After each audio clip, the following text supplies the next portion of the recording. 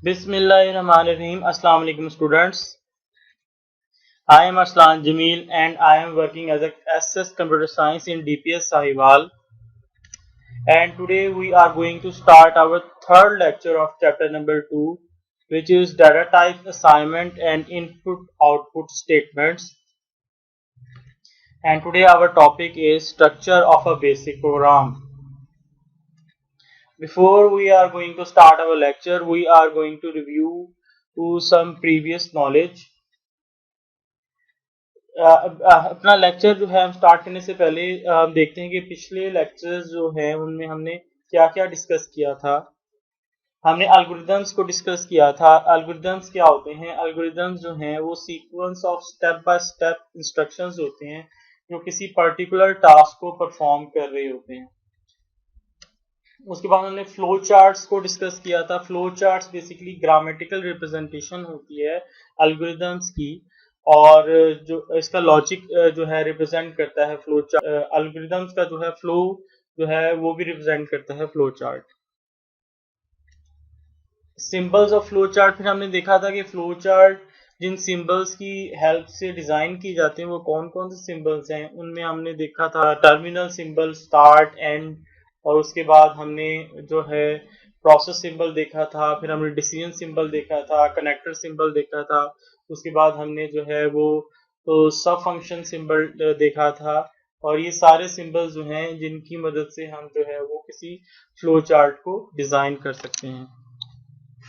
Errors in programming, फिर हमने errors in programming को डिस्कस किया था। तीन टाइप्स के एरर जो हैं वो हमने थ्री टाइप्स के एरर हमने डिस्कस किए थे।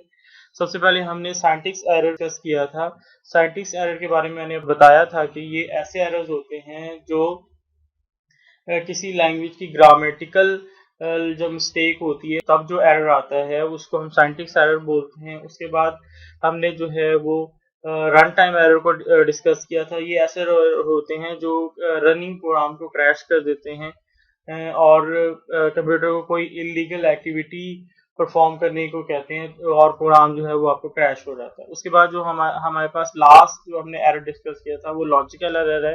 लॉजिकल एरर ऐसा एरर होता है जिसमें आपका प्रोग्राम जो है अनएक्सपेक्टेड आउटपुट देता है, ऐसी आउटपुट देता है जो रॉन्ग होती है, जिसको आप एक्सपेक्ट नहीं कर रहे होते। उसके बाद हमने डीबगिंग को डिस्कस किया था। डीबगिंग बेसिकली ऐसा प्रोसेस है जिसमें हम एरर्स को जो है लुकअप करते हैं और फिर उनको रिमूव करते हैं। फिर हमने जो है बेसिक प्रोग्रामिंग लैंग्वेज का इंट्रोडक्शन लिया था। ये बेसिकली दो मैथमेटिशियंस थे डार्टमाउथ कॉलेज के, उन्होंने डिज़ाइन किया था और उन्होंने जो है वो बिजनेस और एकेडमिया के जो लोग हैं उनकी जो हेल्प करने के लिए डिज़ाइन किया था। और ये जो है बड़ी कॉमन लैंग्वेज है और जो है ये ट्रेन करती है बेसिकली आपको मोर पावरफुल लैंग्वेज जो है यूज़ करने। आपके माइक्रोसॉफ्ट के फाउंडर हैं और जो एप्पल के फाउंडर हैं उन्होंने भी इस लैंग्वेज को यूज़ करते हुए अपने प्रोग्राम डिज़ाइन किए हैं। और उसके अलावा ये लैंग्वेज क्यों पॉपुलर हुई, क्योंकि हमारा जो पीसी है, जो पर्सनल कंप्यूटर है, वो उस जो है एज में बहुत ज़्यादा कॉमन हो गया। उसके बाद हमने मोड्स ऑफ ऑपरेशन डिस्कस किए थे कि बेसिक को किन दो मोड्स में ऑपरेट किया जा सकता है। बेसिकली आपके पास दो मोड्स होते हैं, एक होता है डायरेक्ट मोड और एक होता है इनडायरेक्ट मोड। डायरेक्ट मोड में आपके पास आउटपुट जो है वो इमीडिएटली आती है और जैसे ही आप इंटर प्रेस करते हैं कमांड के बाद तो आउटपुट आपके स्क्रीन पर डिस्प्ले हो जाती है। लेकिन डायरेक्ट मोड में कमांड जो है वो आपकी ओमिट हो जाती हैं। उसके बाद हमने कहा था कि डायरेक्ट मोड के अंदर जो है वो हम क्यों यूज़ करते हैं कि डीबगिंग के लिए और जो है क्विक कंप्यूटेशन के लिए। उसके बाद इनडायरेक्ट मोड को हमने डिस्कस किया था। इनडायरेक्ट मोड में आप पूरा प्रोग्राम टाइप करते हैं और उसके बाद जो है उसको उसको उसकी एग्जीक्यूशन के लिए आप रन की कमांड देते हैं तो वो प्रोग्राम आपका एग्जीक्यूट हो जाता है। और ज़्यादातर प्रोग्रामिंग जो है वो इनडायरेक्ट मोड में की जाती है।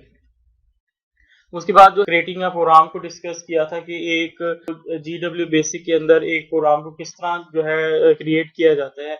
आपके पास जो है वो लाइन नंबर्स होती हैं और उसके बाद उसकी स्टेटमेंट्स होती हैं प्रोग्राम की, और उसके बाद जो है एक लाइन के ऊपर जो है वो आप एक से ज़्यादा स्टेटमेंट्स को टाइप कर सकते हैं, लेकिन वो सेपरेट होंगी जो है कॉलन के साइन से। उसके बाद हमने डिस्कस किया था कि आपकी लाइन नंबर जो है वो हमेशा आपका प्रोग्राम असेंडिंग ऑर्डर में जो है एग्जीक्यूट होगा। अगर आपकी लाइन नंबर 45-60 लाइन नंबर के बाद आ रही है तो लाइन नंबर 45 हमेशा पहले एग्जीक्यूट होगी। उसके बाद हमने सेविंग का प्रोग्राम को डिस्कस किया था, उसके स्टेप्स डिस्कस किए थे, किस तरह सेव कर सकते हैं किसी प्रोग्राम को टाइप करके। उसके बाद जो है हम सेव की कमांड जो है वो टाइप करते थे और उस GW बेसिक में, और उसके बाद जो है प्रोग्राम आपका सेव हो जाता था। लोडिंग का प्रोग्राम को डिस्कस किया था। लोडिंग का प्रोग्राम को हम किस तरह करते हैं प्रोग्राम की जो ऑलरेडी सेव हो चुके हैं। हम लोड की कमांड टाइप करते थे और आगे कोट्स के अंदर उसका प्रोग्राम का नेम टाइप करते थे, तो आपका प्रोग्राम जो है वो लोड हो जाता था मेमोरी के अंदर। उसके बाद हमने एग्जीक्यूटिंग का प्रोग्राम को डिस्कस किया था कि एक प्रोग्राम को किस तरह एग्जीक्यूट कर सकते हैं। जब सबसे पहले आपने प्रोग्राम को लोड कर लिया, उसके बाद हम एग्जीक्यूट करने के लिए आप रन टाइप करते थे और इंटर प्रेस करते थे, तो आपका प्रोग्राम जो है वो एग्जीक्यूट हो जाता है। आज का जो हमारा टॉपिक है वो है structure of a basic programme के। एक बेसिक जो प्रोग्राम है जिसको हम लिखेंगे उसका जो है वो स्ट्रक्चर क्या होगा। इसके इस स्ट्रक्चर के 6 रूल्स हैं और इन्हीं रूल्स को फॉलो करते हम किसी बेसिक प्रोग्राम को जो है वो लिख सकते हैं। आइए हम देखते हैं कि कौन कौन से रूल्स हैं जिनको जो फॉलो करते हुए हम बेसिक प्रोग्राम को लिख सकते हैं। Every basic program should follow the following rules। जितने भी बेसिक प्रोग्राम्स जो आप लिखेंगे इन्हीं रूल्स को फॉलो करते हुए लिखे जाएंगे। Rule number 1, every program statement must begin with line number.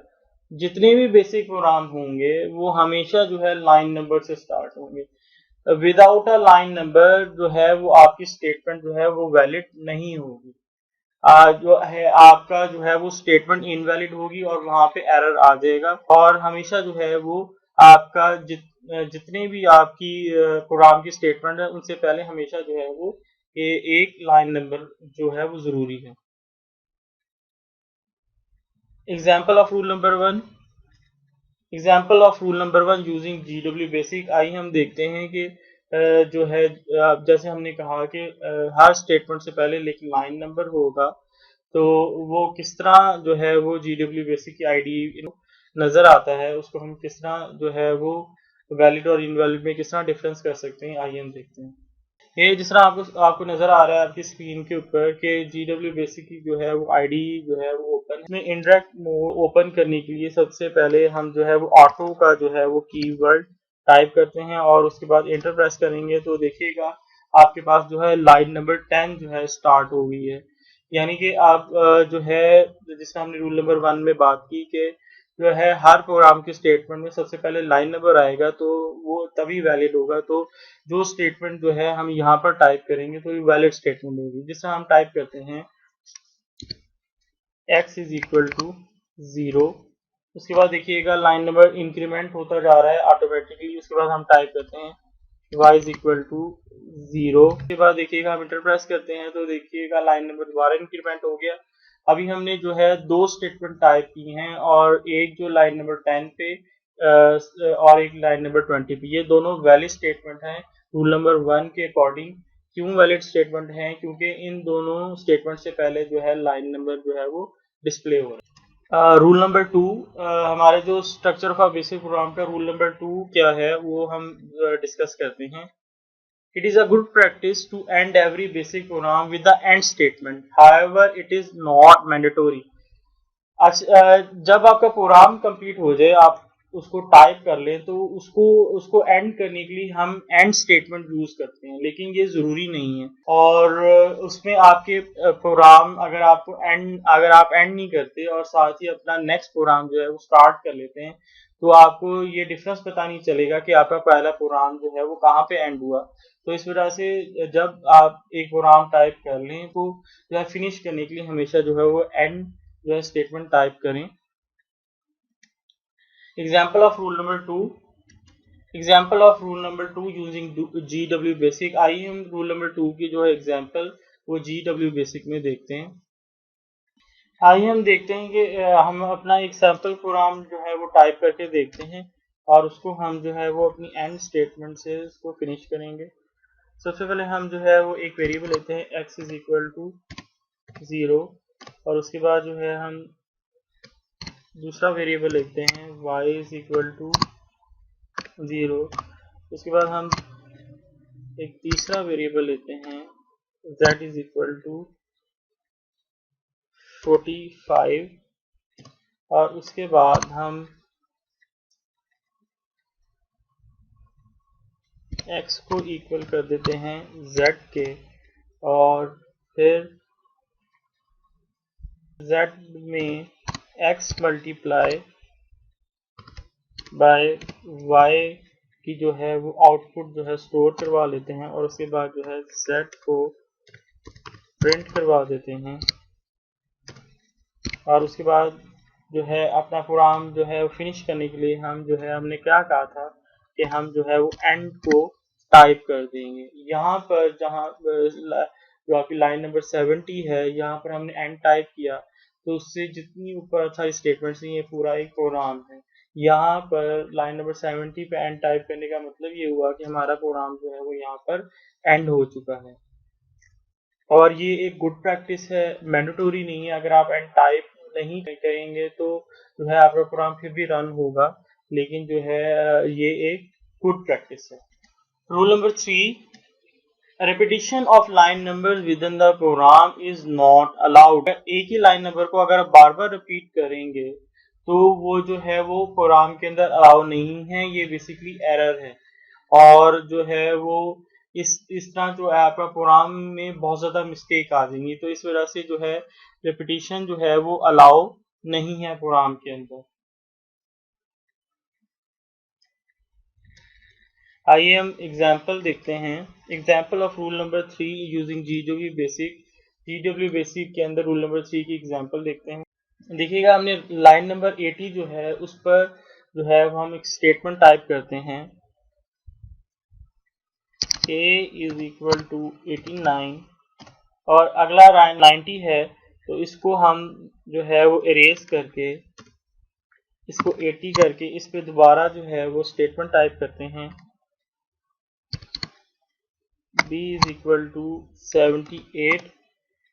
तो देखिएगा यहाँ पर जो रिपीटिशन हुई है लाइन नंबर 80 जो 2 बार रिपीट हुआ है तो यहाँ पर ये एरर है और ये अलाउ नहीं है और ये जो है ये बहुत क्रिटिकल मिस्टेक है क्योंकि जब ये एग्जीक्यूट होगा आपका प्रोग्राम सीपीयू है उसको समझ नहीं आएगी कि लाइन नंबर 80 जो है वो 2 बार रिपीट हुआ है तो कौन सी स्टेटमेंट जो है वो पहले एग्जीक्यूट करनी है। Structure of a basic programme. Rule number 4, two or more statements can be written on a line but they must be separated by a colon। दो या दो से ज्यादा स्टेटमेंट जो हैं वो आप एक लाइन पे लिख सकते हैं लेकिन जो है हर स्टेटमेंट जो है वो कॉलन से सेपरेट होगी। Example of rule number 4 using GW basic. आइए हम देखते हैं अपने रूल नंबर 4 की जीडब्ल्यू बेसिक में इम्प्लीमेंटेशन। आपके पास लाइन नंबर 90 आपको जो है वो नजर आ रहा है आपकी स्क्रीन के ऊपर। आइए हम इस पे जो है वो 3 स्टेटमेंट जो है वो टाइप करके देखते हैं। सबसे पहले हम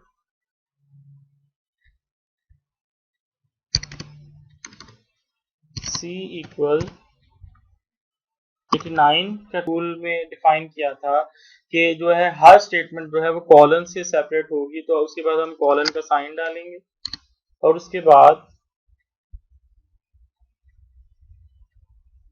v इज इक्वल टू 56। ये भी एक वैलिड स्टेटमेंट है।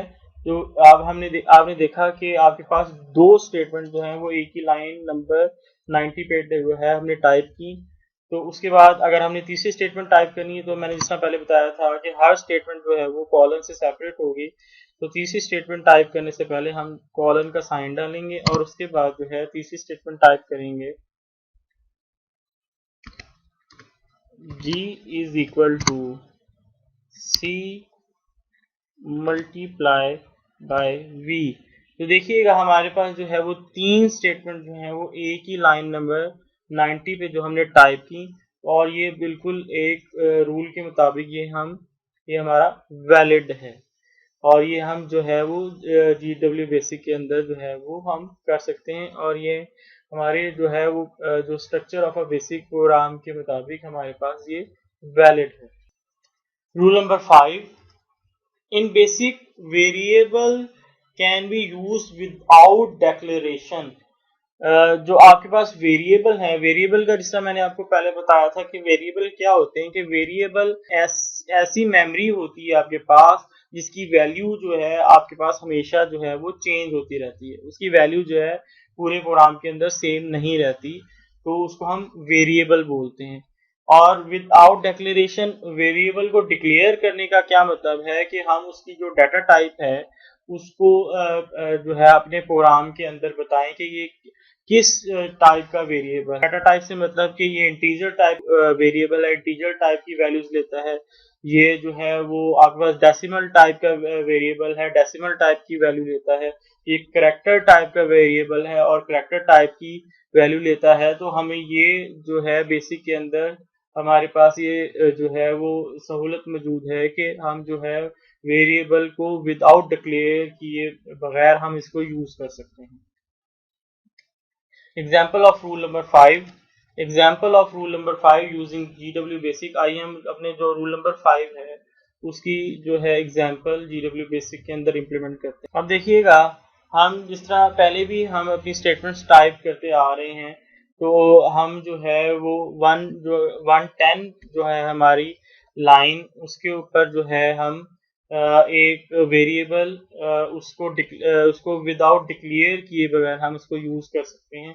जैसे हमारे पास वेरिएबल है, वेरिएबल का नाम जो है हम h रख लेते हैं और उसको जो है हम इक्वल कर देते हैं 90 के। तो यहाँ पे देखिएगा कि हमने वेरिएबल को डिक्लेयर नहीं किया, यानी कि उसके हमने जो है डाटा टाइप नहीं बताई कि वो किस टाइप का वेरिएबल है, आइदर वो इंटीजर है, डेसिमल है या कैरेक्टर टाइप का वेरिएबल है। तो ये जो है हमारे पास रूल नंबर 5 के जो अकॉर्डिंग ये एक वैलिड स्टेटमेंट है। Rule number 6, in basic programme the physical appearance of a program statement does not matter. Basic programme के अंदर आपकी स्टेटमेंट्स जो हैं वो किस लाइन के ऊपर आ रही हैं वो मैटर नहीं करता। For example, in a program line number 90 can appear before line number 60। जो आपकी लाइन नंबर 90 है वो लाइन नंबर 60 से पहले आ सकती है। However the program statements will always execute according to the ascending order of the specified line number. लेकिन आपका प्रोग्राम है वो हमेशा जो है आपके लाइन नंबर के जो अकॉर्डिंग जो है वो असेंडिंग ऑर्डर में जो है वो एग्जीक्यूट होगा। इसका मीनिंग ये होगा कि सबसे पहले आपकी लाइन नंबर 60 जो है वो एग्जीक्यूट होगी, बेशक जो है आपकी लाइन नंबर 90 लाइन नंबर 60 से पहले आ रही हो। Example of rule number 6 using GW basic. आइए हम रूल नंबर 6 की जो एग्जाम्पल है वो GW बेसिक में इम्प्लीमेंट करते हैं। ये देखिएगा आपके पास जो है लाइन नंबर 10 जो है आपको नजर आ रही होगी। इसके ऊपर हम स्टेटमेंट जो है अपने प्रोग्राम टाइप करते हैं x इक्वल 90 और अगली लाइन जो है हमारे पास जो है लाइन नंबर उसका 20 है। इसको ओमिट करके हम इसकी जगह लाइन नंबर 30 कर देते हैं और उसके ऊपर हम कहते हैं z इक्वल x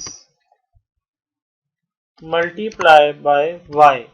उसके बाद जो है हम लाइन नंबर 40 की जगह अपनी लाइन नंबर 20 जो है वो टाइप करते हैं। उसमें हम कहते हैं कि जी y इक्वल 76। उसके बाद देखिएगा हमारे पास अगली लाइन हमारे पास जो है वो 40 है और उसमें हम जो है वो क्या करते हैं, प्रिंट करवा लेते हैं z को और उसके बाद जो है अपना प्रोग्राम जो है एंड कर देते हैं। इसको हम रन करके देखते हैं कि ये जो है अकॉर्डिंग टू लाइन नंबर हमारा एग्जीक्यूट होता है कि ये नहीं होता।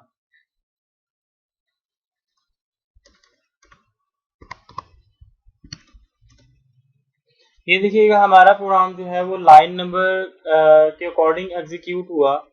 तो उसमें सबसे पहले उसने 10 लाइन नंबर में उसने x is equal to x की जो वैल्यू है वो 90 की और अगली जो लाइन नंबर जो है हमारे पास 30 है उसने इस लाइन नंबर को एग्जीक्यूट नहीं किया। सबसे पहले उसने लाइन नंबर 20 को एग्जीक्यूट किया जिसमें y की वैल्यू उसने 76 की और उसके बाद लाइन नंबर 30 पर जो है आपका प्रोग्राम आया और उसने Z में जो है x मल्टीप्लाइड बाय वाई की जो आउटपुट थी वो इंटर कर दी, और उसके बाद लाइन नंबर 40 एग्जीक्यूट हुई जिसमें जो है प्रिंट स्टेटमेंट थी और इसमें Z को जो है वो प्रिंट करवाया गया। अब ये देखिएगा आपका रूल नंबर 6 के अकॉर्डिंग जो है हमारे पास, जो हमने रूल नंबर 6 में देखा था कि उसमें हमेशा जो है वो लाइन नंबर की जो फिजिकल जो अपीयरेंस है उससे जो है वो फर्क नहीं पड़ता। लाइन नंबर जिस तरह हमने देखा कि लाइन नंबर जो है 20 हमने लाइन नंबर 30 के जो है बाद में टाइप की, लेकिन जो है वो एग्जीक्यूट जो है वो पहले हुई, तो जो है हमारे पास जो है रूल नंबर 6 के मुताबिक जो है हमारे पास ये एक वैलिड प्रोग्राम है। आइए हम अपना लेसन जो है रिकैप्चुलेट करते हैं। Structure of a basic programme हमने देखा कि बेसिक प्रोग्राम का क्या स्ट्रक्चर है, और उसके बाद हमने उसके रूल्स देखे कि कौन कौन से जो रूल्स हैं उस स्ट्रक्चर के, वो उसमें हमने 6 रूल्स देखे। 6 रूल्स जो हमने देखे हैं बेसिक प्रोग्राम के, उसमें सबसे पहला जो रूल है नंबर 1 है, every program statement must begin with the line number. जो हर प्रोग्राम स्टेटमेंट है लाइन नंबर से स्टार्ट होगी।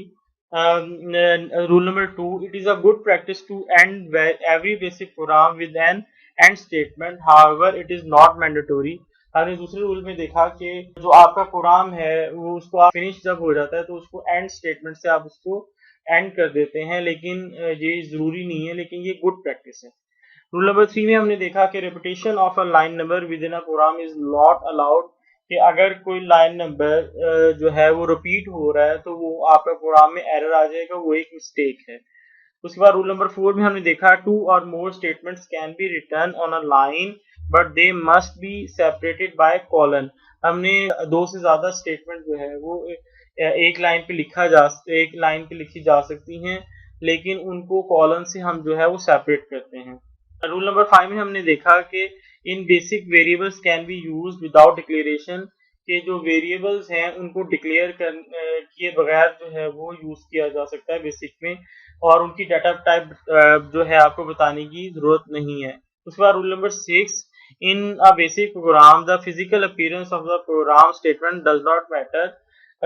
जो आपका बेसिक प्रोग्राम है उसमें जो फिजिकल अपीयरेंस है आपकी स्टेटमेंट्स की वो जो है मैटर नहीं करती। बेसिकली आपके जो लाइन नंबर हैं वो असेंडिंग ऑर्डर में ही उसने एग्जीक्यूट होना है, बेशक जो है आपका लाइन नंबर जो 90 है वो 60 से पहले क्यों ना हो।